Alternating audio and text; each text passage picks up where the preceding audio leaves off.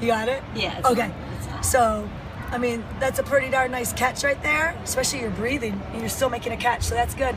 But then you can just see your hand never makes it under your body, right? So, and like you said, you've been training to come straight back. But the water is just going to move on you. You can't keep accelerating to keep up with it. It's a short, propulsive path back. So that's the big thing for you. Your tubing, you looked awesome. It's a big thing. Making that adjustment. Do you want to go back and look more at that? I like that shot going backwards. I think that's neat. I love, you don't over rotate anything right there, so that's nice. You just keep your shoulder right where I'd say to keep it. And because you took a straight path back, you keep it nice and shrugged up into your face until the finish phase of the stroke. It just seems to peel away quickly because you get through the stroke so quickly. Right, your hand starts flying out of the water because there's no resistance on it anymore. Exactly. And that should be the peak of velocity where you come off of this and then you get a new column of water for the finish. I mean, that might be the greatest thing about doing the diagonal is like, sweet, I can get onto a whole new column of water right here and just accelerate that back. Maybe that's why you always tell me I don't always finish my stroke as much as I should, but since you're always like, you do triathlons, it's okay to be more, have a quicker turnover rate, not have that. But that's probably why. I wasn't in love with total immersion, I guess.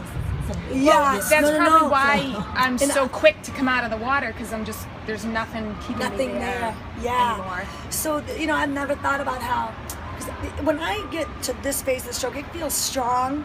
There's definitely a hold on the water, but the next phase is where you're just like, where all the fun is. You're like, goodbye, and you get this thrust of propulsion. Is that like, and do you find that too, that makes it easier to breathe because you're thrusting out of the water a little bit when you're breathing, so it naturally lifts your body out? Yeah, I've never thought of that, but I'd have to test that getting in the water and see why you're having a hard time, because if you're here... No, but I do feel like if I'm going like at a 6, when you start doing like more, like doing a faster 300, say, like I feel the ease of coming out of the water when I'm strong at the beginning, as opposed to like, when you're tired and I'm not getting that lift out of the water. I mean, I don't have a problem breathing, but when I feel strong, you get like I'm coming out of the water much easier, and it's Yeah. natural to get that breath rather than like being up all in the water. Yeah. Going like that. Right. No, I can see that. I mean, I'll test that next time I get in the water and see. And if I see you in Sarasota, we'll talk about that. But the big thing would be you won't get much power out of your finish of your stroke if you're just on moving water, the same column all the way back, Yeah, it's huge. Yeah. And then you'll get all these unintended benefits like being able to breathe easier, right? Because your breathing timing is right there. You timed it at the back of your stroke, so that's really nice. And it's a combination of you turning your head and rolling your body, so that's good. Yeah, she's never been a late breather. She's always been on time on that. Yeah, I wouldn't change a thing about that. But like you said, maybe you feel when you when I can get that kick, it'll be a lot more natural. Yeah. Because I can see you didn't really feel that mass of water on your hand at the finish. You're just kind of getting through the finish because it's like, whatever. There's nothing I can do back here because there's no workable water. Might as well start the next stroke. Yeah, exactly. and velocity should peak at the finish of the stroke. So kick timing is something I never once thought about in my life. So, and I'm the wrong one to teach you that. No, well, you do it really well. So yeah, and your kick timing's opposite. You're kicking up as your hand finished there. See that? Kicking up on the finish. But you were getting it in the water, and I know maybe you didn't feel it. I didn't feel it at all. I didn't get it. I don't get it. I think that's going to be something I have to go back and think about before I tackle it. You're up kicking. You're doing an up kick with the right leg. Up kick as you catch.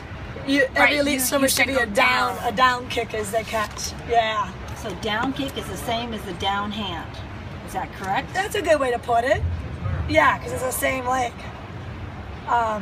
So you can Peter wasn't kicking hard in these photos because we only had a little space to work with. But you can see he's extending here and he's bending the knee. And it's a lame little kick he does, but he kicks down as he goes into that catch. So yeah, you can, so it's this position, that's where my arm is, right? Yeah. In this number 2.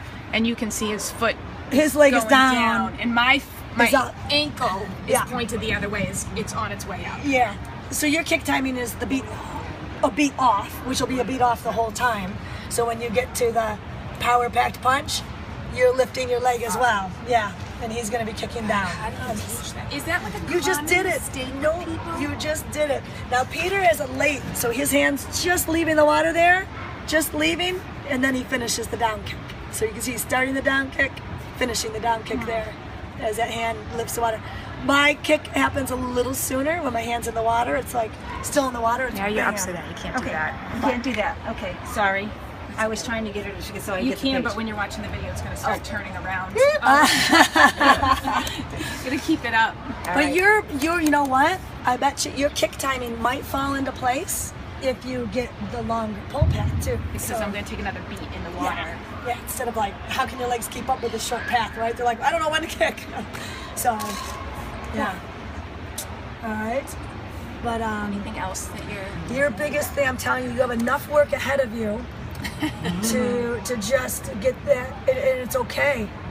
That's good. When you catch a big thing that you can change and you know it'll help you improve, that's a good thing. Yeah, you got it. And like I said, you're gonna hear people tell you that's old school. Who's ever talking about that anymore? They just mutilated how things did.